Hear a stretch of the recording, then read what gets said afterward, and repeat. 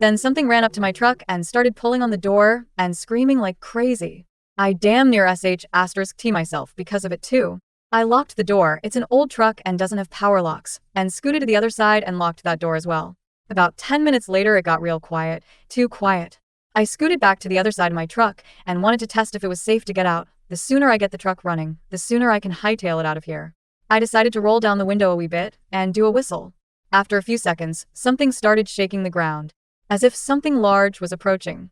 And it kept getting closer. I soon found myself looking up at this ugly, disgusting, and weird-looking creature. Its legs were very thin and gray. The creature stood around the height of the trees and crawled on all fours across the road. It looked at me too, and stared the entire time. It didn't even blink.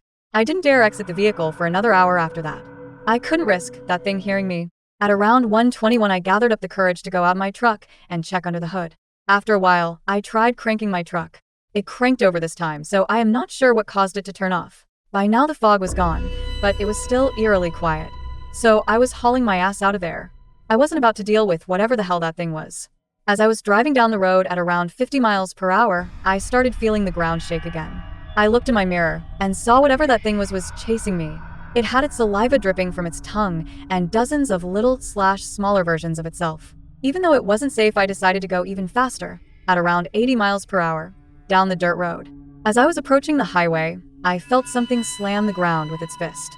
The resulting tremor sent my car flying off the road and upside down in a ditch. I crawled out and hid in the trees. I brought my pistol with me, but it landed in a puddle of mud and probably wouldn't fire. So I ran into the trees as quickly and lightly as I could. While I was running, I could hear that thing tearing up my truck and breaking it apart. The chase was still on as I heard those smaller versions of that thing grunting and running around trying to find me. I found a small cave and hid in it.